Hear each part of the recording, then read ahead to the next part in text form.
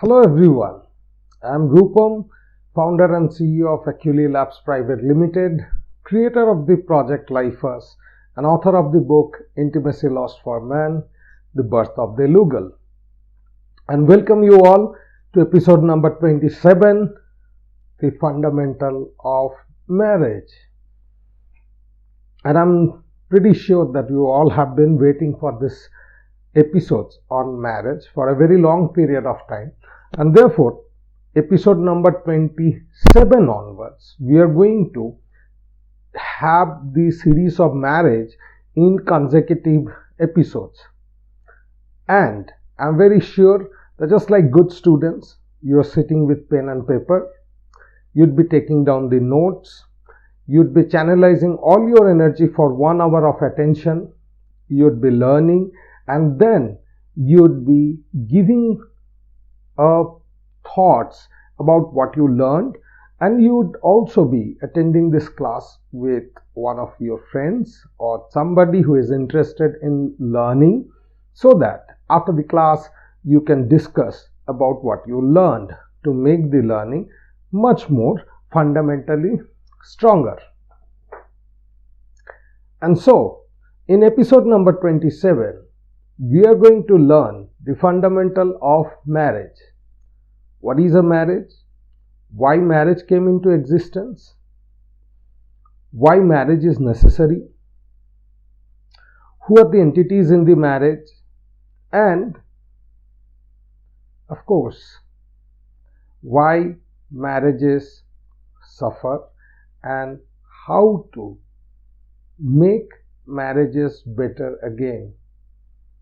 And this episode is going to be helpful, therefore, for those who are aspiring to get married in the future, or those who are getting married in the near future, or those who are already in marriage but the marriage has been dysfunctional, or those who wants to just step out of the marriage, or those who already had a bad experience with the marriage but are looking for the next marriage.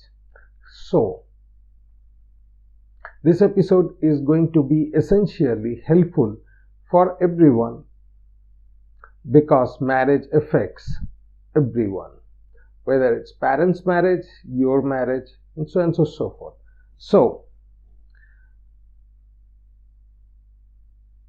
I'm certain that you are ready now. Let's get started. What is a marriage? Essentially, marriage is a contract. Marriage is a contract between the husband, the man, and the father of the girl. Marriage is a contract between the man, the husband, and the father of the girl, whereby the father of the girl hand over his daughter to the husband. However bad it sounds, unfortunately, marriage is a contract between the man, the husband, and the father of the daughter. So through this contract, the father gives his daughter to the husband. The father gives his daughter to the husband. Now, technically, husband becomes the owner, caretaker, guardian of the father's daughter. So, essentially, when the marriage is happening, it's a transfer of right of a girl by her father to her husband, and essentially the husband is going to, or is expected to, take care of nearly all the responsibilities that a girl's father did for her. But why this transfer? Marriage is an institution whereby a father transfers the right of his daughter to a man, that is husband, so that the husband and wife forms a relationship with an aim to reproduce, have children, and upbring the children. You heard it right. Marriage is an institution. So father is giving the right of a daughter in order to form an institution between the man and the girl, so that both of them together can reproduce and upbring the children. If you have been following this series very closely, you already know that in this entire series I refer man as a man and females as a girl. The reason being that the whole institution of marriage transfers the right of a father, right of a daughter by the father to the husband. And I absolutely admire and respect our ancestors and their understanding of the life. The systems they built still exist today. They existed 7,000 years back also. And they built the system not coming out of the very expensive college education or on the back of the degree. They were really the men who understood other people, who understood their emotions, feelings, geopolitical challenges, and other issues. All right. So, marriage, as we see today, was first started in and about 1800 BCE, 1800 years before Jesus Christ was born. That is about 3,800 years back, in the state of Babylon. Babel was a very small state in Mesopotamia, which is modern day Iraq. And then there came a leader by name Hammurabi. Hammurabi built the town of Babel into a massive Babylon. It was one of the most fascinating states of the past. He built big temples, ziggurats. He created social norms, built big dams, and Babylon was in fact the first major global city. It was the hub of the trade. It was where all the traders would be coming. It was where all the pilgrimage would happen. It was where the society was massive. The material culture was massive. And Hammurabi created the first written law, which is known as the Hammurabi's Code. That code was inscribed in stones and tablets, the clay tablets. And marriage law was the fundamental, or marriage law was a principle in Hammurabi's Code. So what is a marriage law? A marriage law is one where father transfers the right of his girl to a man who is called husband, so that the man and the girl can form an institution to reproduce and upbring the child. In the modern day, it may sound very, very odd. One may say that it is extremely symbolic. The marriage is essentially a romantic relationship. The marriage is essentially a companionship, that a marriage is essentially where two persons lives together. No, because there hasn't been much change in the definition of the marriage. There hasn't been much change in the way traditional marriages happen. In most cultures, father still take his daughter's hand and give it to the hand of the man. So, symbolically, a husband plays the fatherly figure for the girl. The difference is, here the girl will become mother from the husband, but husband still remains the fatherly figure of the girl. And when we'll discuss about, you can see our class on psychosexuality to understand how the dynamics of a girl and her father works. But today we are continuing with marriage. So why marriage was essential? Why the law of the marriage was essential? Initially, humans were hunters and gatherers. So they hunted, they stayed in the jungle, they stayed in caves.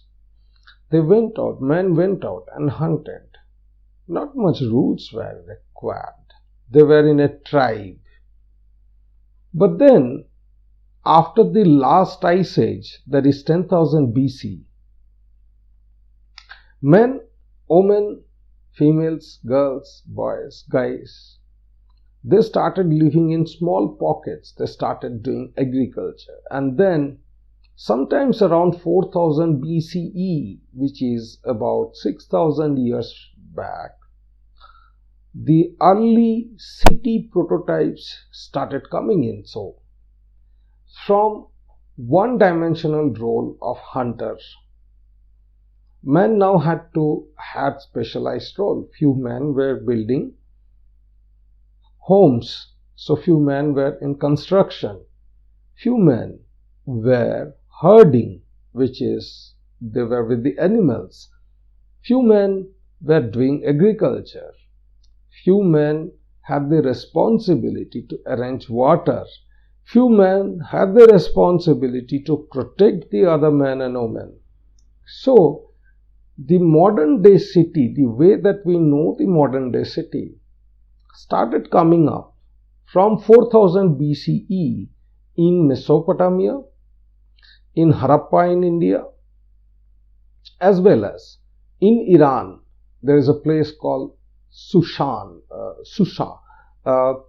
in Iran where the civilization started. And because there were specialized roles, but not every role could become similar. For instance, when you did agriculture, it would be a 3 months work because earlier there was only one crop a year.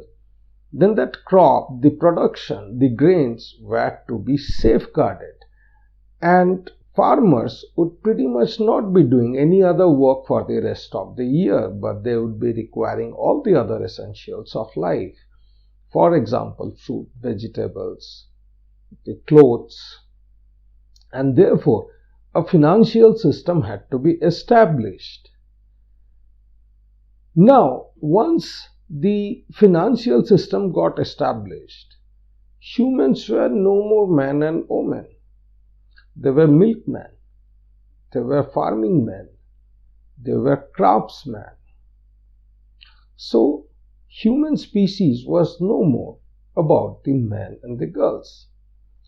They were drivers, that is cart drivers. The cart came much later though, and in about 3500 to 3000 BCE. That too why the big construction started in Mesopotamia. Now, When such a complex societies were built, it was very important that everybody knew their roles. It was no more that you are a human.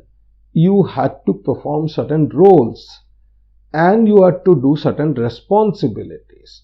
Those roles and responsibilities will have certain production. That production would bring a value. That value is going to drive the society. Different men created different values.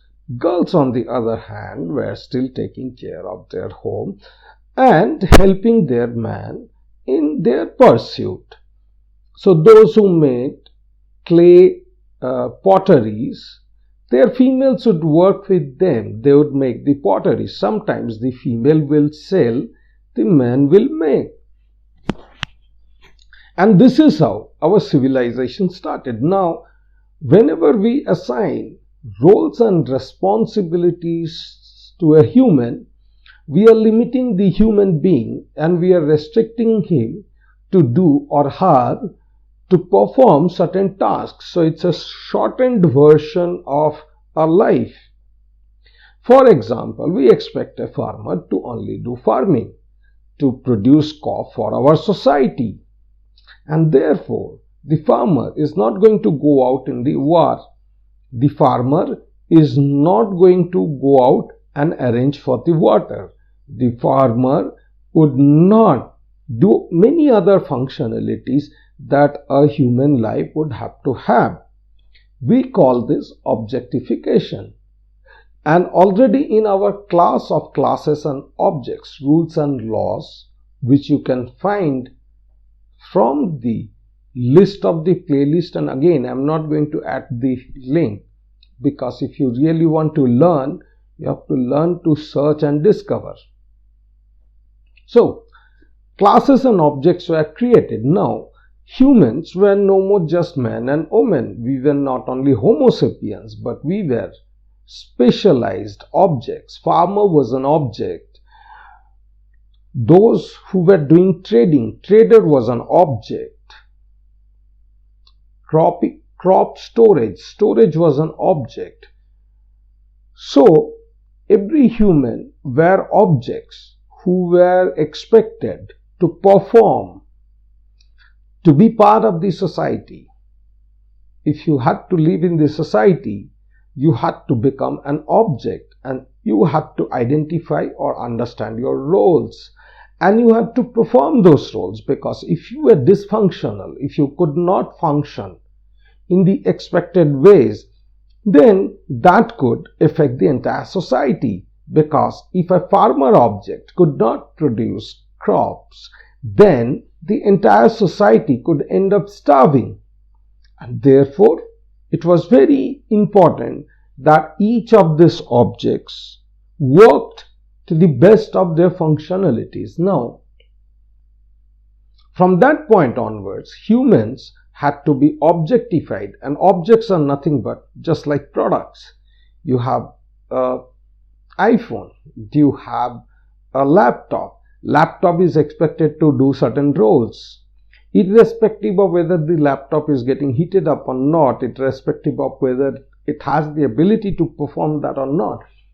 It has to perform certain roles. The laptops can be upgraded, the laptops can be then changed, the laptops can then be, the memory can be increased, the laptop needs repair, laptops needs maintenance, and therefore the entire human society was built based on this observation that in order to live in this society, we have to curtail down on our human qualities. We have to be like machines. We have to be like machines. And those machines are to function. Our value to the society then dependent upon the way that we function, the value of that machine, the value of the production of that machine.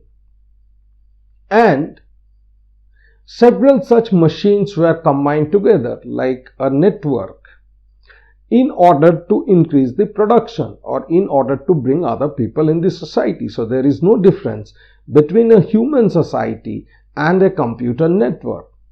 It sounds bad, but unfortunately, that's how the society was built.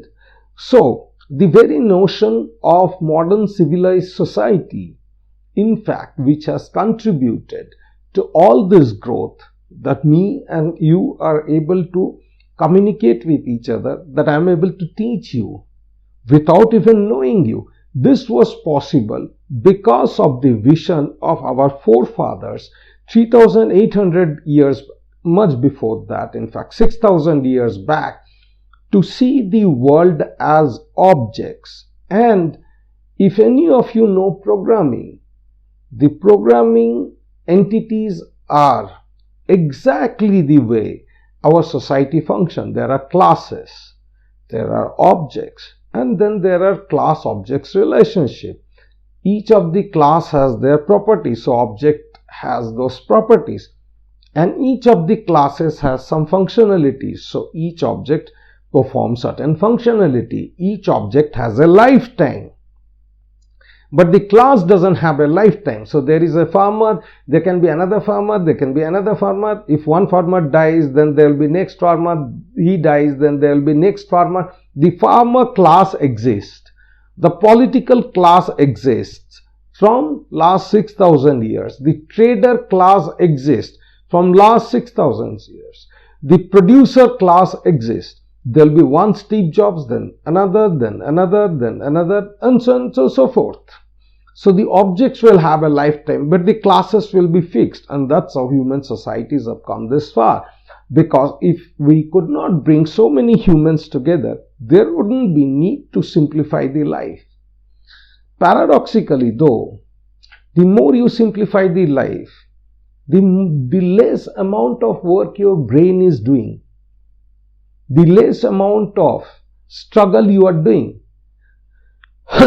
And our genes were expressed, our chromosomes encodes the genes so that we could fight against all the odds. And because the odds are very less, even though pandemic and all this situation may make you very worried about your future, and you may think that you are an advanced human being. Genetically though, because you do not have to do hunting, the hunting gene is turned off.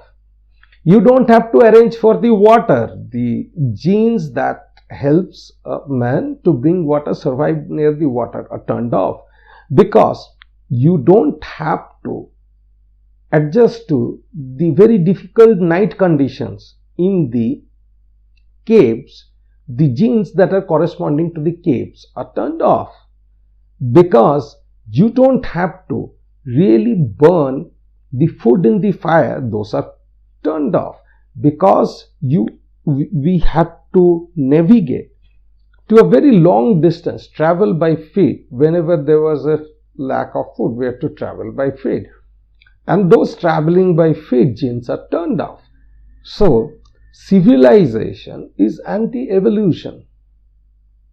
Civilization is anti-evolution. That is right. From a human being, we brought humans as objects. So you have nothing to feel bad about this. You don't feel aggressive about this. You have to accept the facts and then search for the truth. You have to explore and then accept the facts, and then you have to map it to the truth. We already know this. Alright. So you are an object. I am an object. And each and every one, we are living in this society, are different objects with our predefined roles, with our predefined responsibilities, with our predefined relationship dynamics, expected production, value creation, value materialization, and so on and so forth. And therefore, we also know that two human beings are intimate. A human being is intimate with his life, and human being is intimate with his past. But machines cannot become intimate.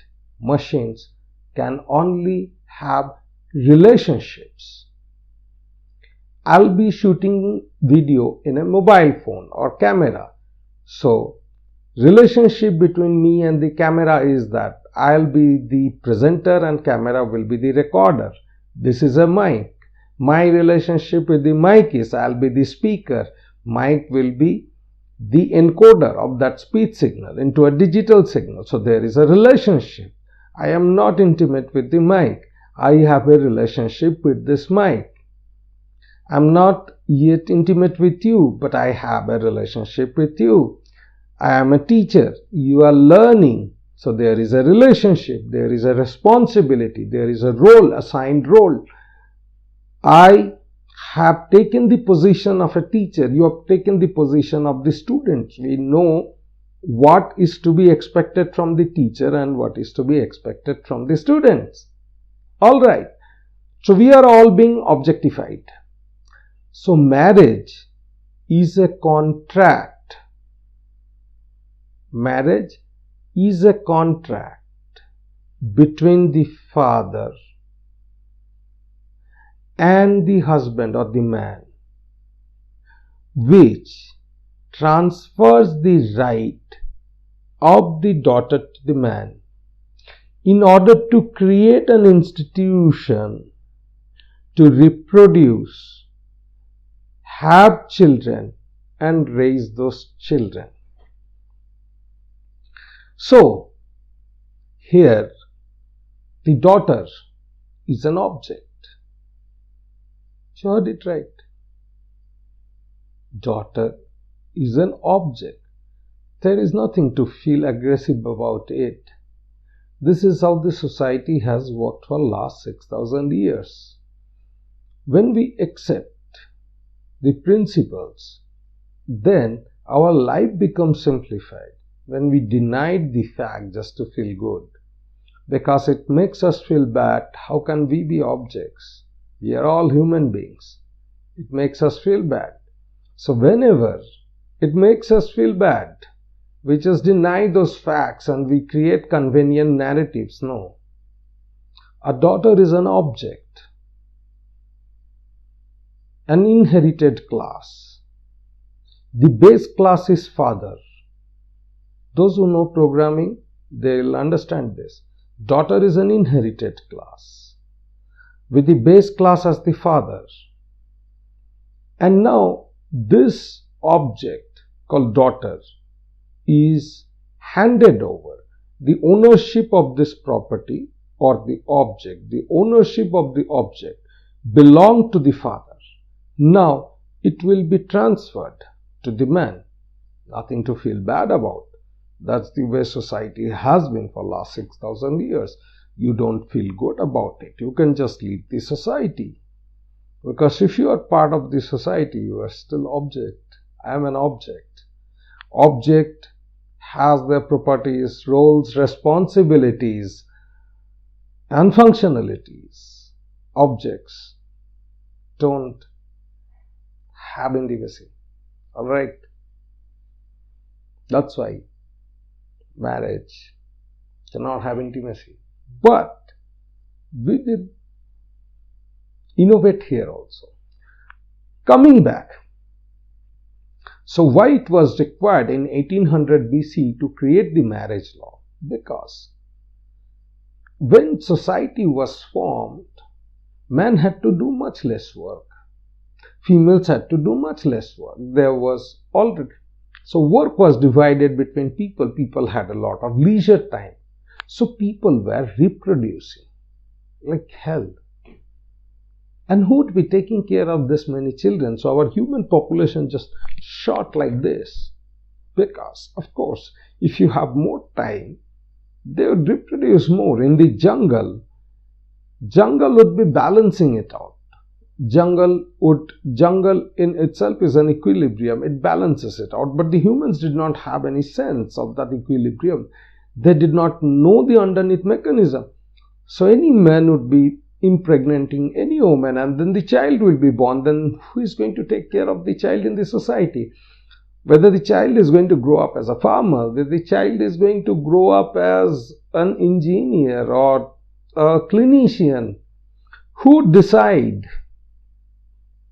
So things became very complex when people were just reproducing and bringing children to the society. That is why the law of marriage was required.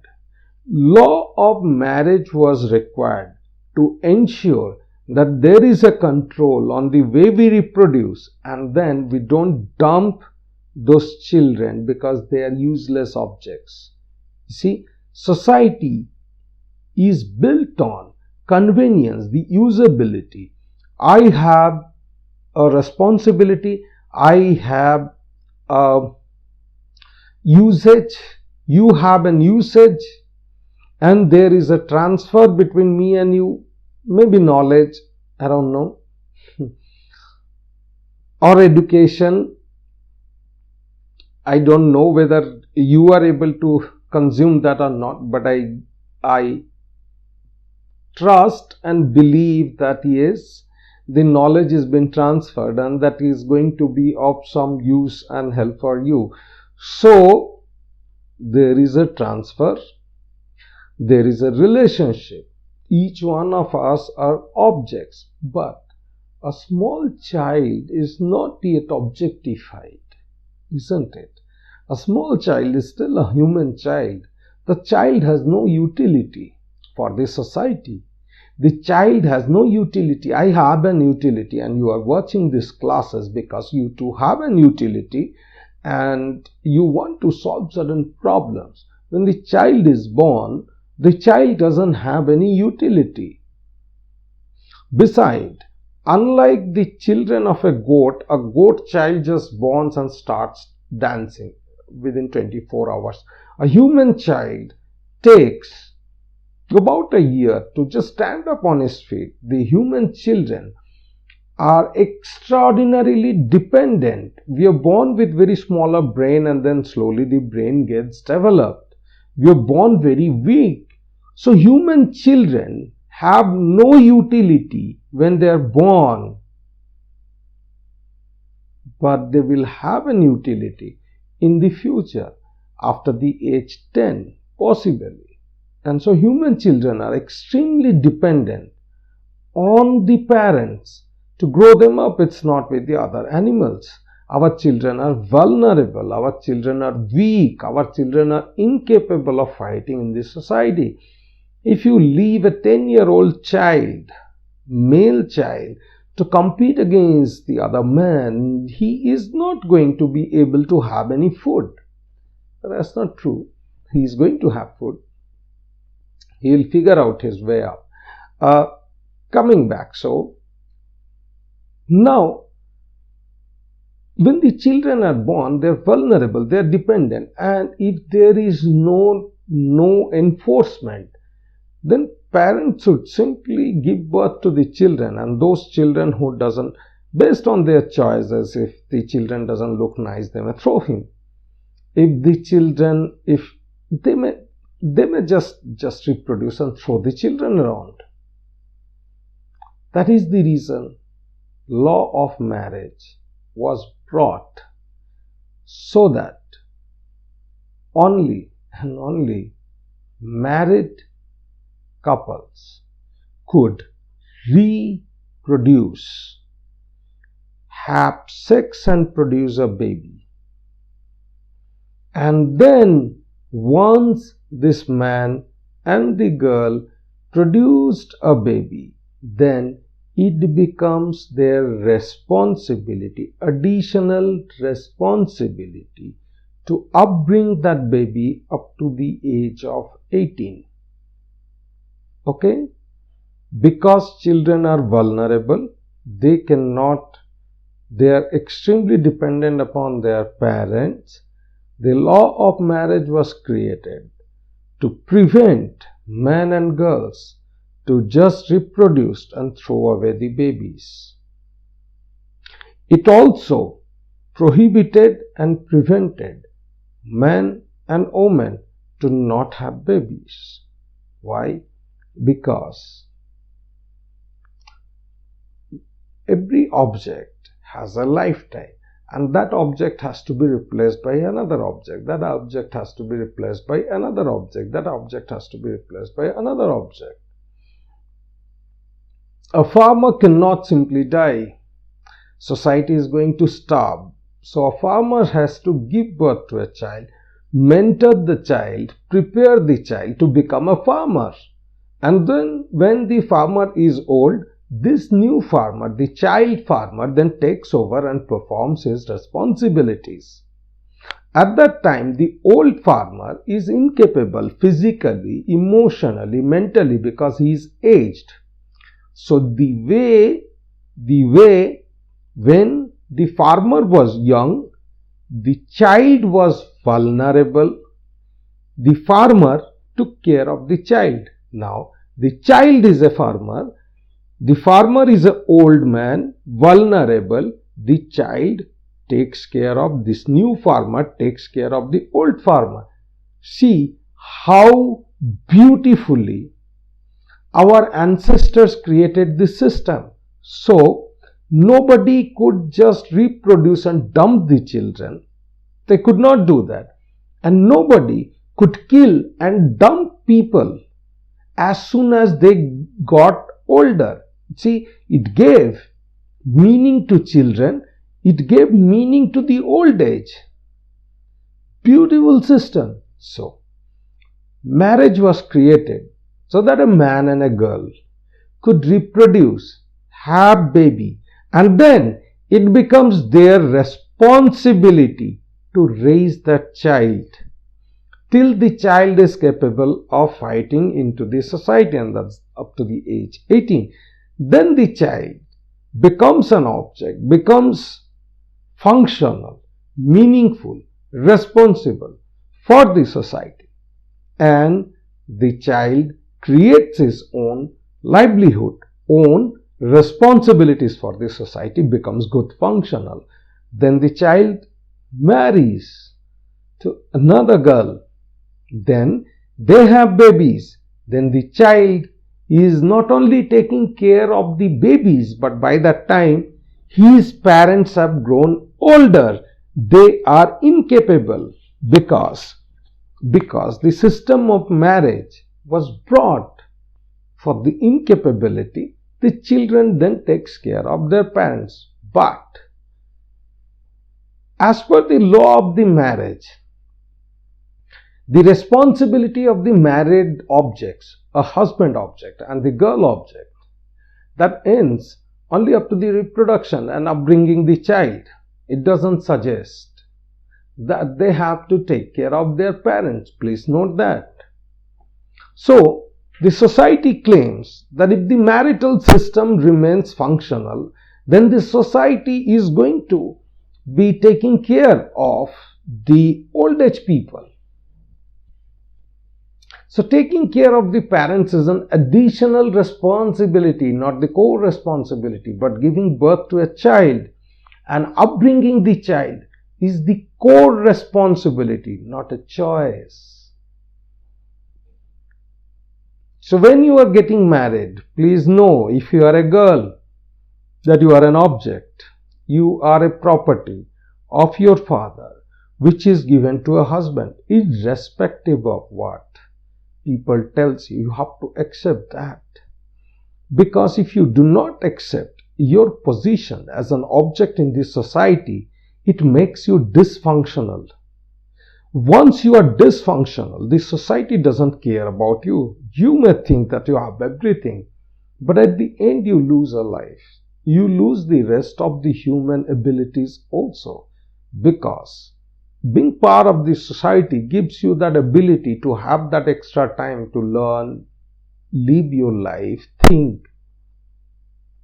And when you become dysfunctional, you are not part of the society. You may live amongst people, but you will still be lonely amongst people. You will not have the ability to create relationships also. Forget about intimacy. We are talking about relationships at this moment. Object relationships. So, when you are marrying, please understand that you are a property who is transferred from the father to the husband. You are a property who is transferred from the father to an husband. There is no such thing called strong independent. There is no such thing called own. That's how this society is. If you like it, you stay in this society. You don't like it, go back and live in the cave. So simple. You cannot live in this society and want to be like a cave woman. You cannot do that. Society doesn't function in that way. And this society is not forcing you to stay in this society. You're free. Where is freedom? Not having to live like an object. So the freedom is go back to the cave. Live a life of hunter and gatherer. You're free. That's freedom. Please do that. But if you stay in this society, unfortunately, you are not free. Unfortunately, society decides. Society as a system. It decides what is your role, and your role is that you are a property who is transferred from the father to the husband. This is a role. You denounce this role, then your life becomes the rule of the jungle. Please remember this fact. If you cannot accept your object role, if you cannot do your object functionality, if you denounce how that object is created, that object belongs to a class. Daughter is a class. There have been many daughters, several million daughters, since the daughter class was created, but the daughter is a class. The ownership of the class is with the father. And then the daughter is transferred, the ownership is transferred to the husband. So husband has certain responsibilities that father takes. That is the reason. Traditionally, the marrying age has been, the difference between the age of a man and a girl has been very significantly higher. The man is generally 10-15 years older than the female, because he has to play the fatherly roles. Marriage is not about companion. The entire rule of the marriage is made in such a way that girl feels fatherly. The girl sees a fatherly figure in her man. Girl cannot marry to her friends. Girls cannot have friends. Look into the friendship class. So, the marriage is where a fatherly figure has been given to the girl who can reproduce with the fatherly figure, not with the friendly figure. And the fatherly figure also plays the role of her companion. He still is a fatherly figure. He plays also the role of a companion. But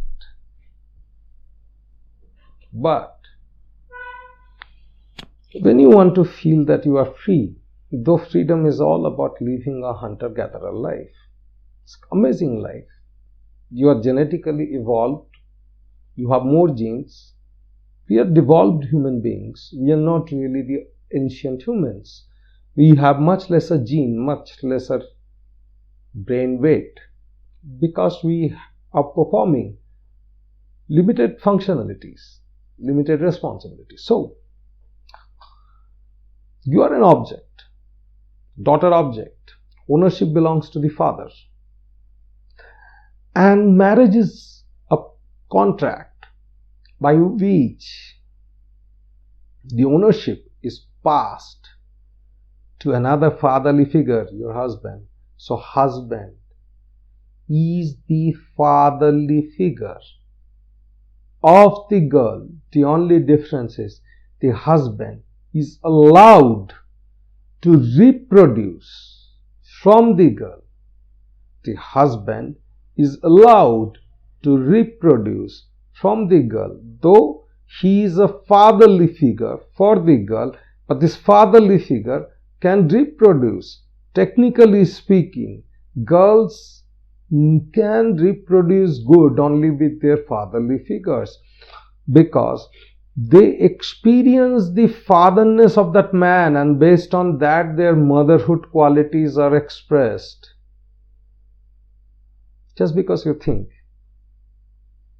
or somebody told you, lazy brains have told you that it is between two same age personal, it doesn't happen. It doesn't happen because a girl does not experience fatherness from her friend. Can you? Is your friend your father? And unless she experiences that fatherliness, her desire to become a mother and give this father to her baby doesn't happen. That's gene, man. That's gene. So yeah, husband is a fatherly figure and wife is a daughterly persona. The relationship is actually essentially a father-daughter relationship with allowed sex. It's not a companionship relationship. It's not a friendship relationship.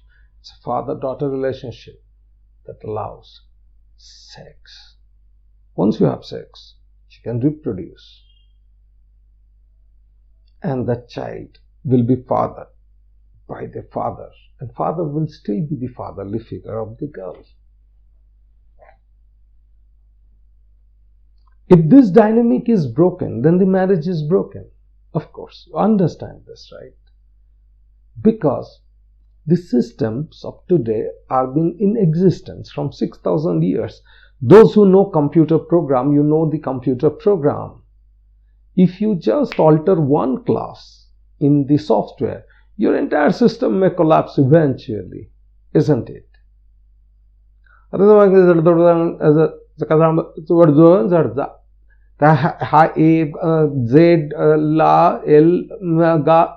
See, if I think that let's be independent, I am free to use the letters as I want. A, Z, L, K, K, O, P, Q, A, B, C, E, N, N, P, Q, R, S, T, Z, Y, Y, A, B. I'm independent using the word haphazard. Did it make any sense to you? Did it? There is always a rule based that you have to follow. ISNT, UNDAEEK.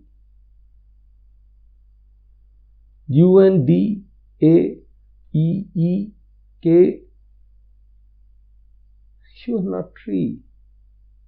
I am not free. Whenever there is a system, we are part of that system. System is a network of engines, machines. So you have to first learn to function as machines. Then we can live our human life in that leisure time. So if you alter the very foundation of the marriage, which is marriage is essentially between a fatherly figure and a daughterly figures, association, institution, being recognized by the society. Society saw that yes, father transferred the right of this daughter object to a man, and now the man is going to be responsible for this daughter object. Man is essentially the owner object of the daughter object. That's how it is. You don't like it, don't do it. You don't like it, don't do it. You want to speak A, Z, Q, R, L, B, T, M. You want to be free? Please be free. There is always caves there. There are always still animals there. You don't have to be objectified. But you cannot be an object and think that you are not. That's going to hurt you. And that is the reason marriages have stopped working, because you have stopped understanding the very meaning of it. You have to accept. You may chase career. You may chase career. You may want to go higher up in the career. Absolutely. It's a human life. It's a life of choice. However, you cannot have everything. A laptop cannot refine oil. A laptop cannot do mining. A laptop cannot produce crops.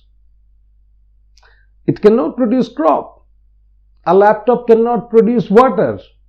It has a limited functionality. And if you want to say that, yeah, I want to have my career, I want to be strong and independent, and yet I am not going to go and live in the jungle and in the cave, and I don't accept the marriage laws. I don't accept that I'm an object. You know what that is? Go and tell a software engineer that, look, you are going to write a code on factorial program. The name of the function will be factorial, but it should produce prime number. The name of the code. So when we develop software, we write code blocks, we write functions. Can you imagine that a function name is factorial, but it is returning the prime number? And after thousands of such codes, what would be the condition of a new generation software developer? He is just going to go crazy. It is supposed to do what it is supposed to do. You are supposed to be a daughter object handed over to a husband object, and husband object has to play the role of a fatherly object.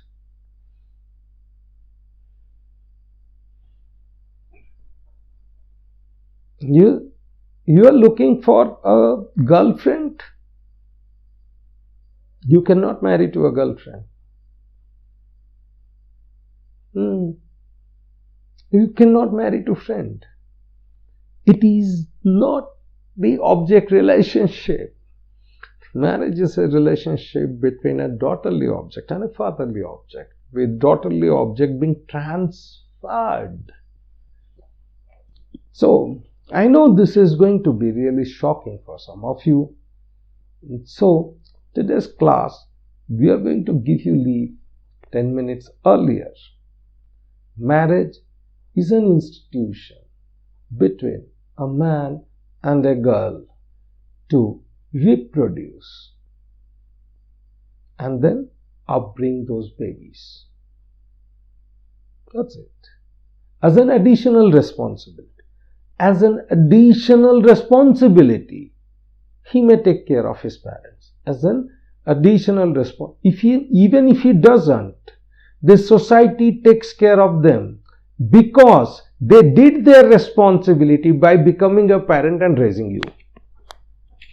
Do you get it? Marriage was brought for this purpose. You do your responsibilities and then you'll be taken care in the old age. Beautiful? Alright. Now, of course, as we'll go along in different classes, I'll teach you how to make marriages, how to convert, how to create an intimacy within this system, how to be human within this system, how to function well as object as well as then become a human. I'll teach you that. I promise I'll teach you that. Please do not misinterpret your roles and responsibilities in this society, because when you do that, it is you who suffers, because technically the systems have been developed for thousands of years. You cannot just change them. If you want to change, if you do not accept the system, you just have to go and live in the cave. Otherwise, your own life is going to be a caveman's life. I'll teach you. Don't worry. But please do thornt arguments.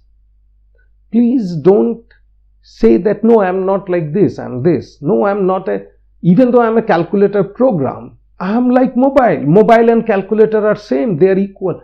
Don't do this to yourself. If you say that I am just like mobile, and if you say mobile and calculator are same, somebody will pick up the calculator and dial a number. If the number doesn't connect, what he is going to do with that?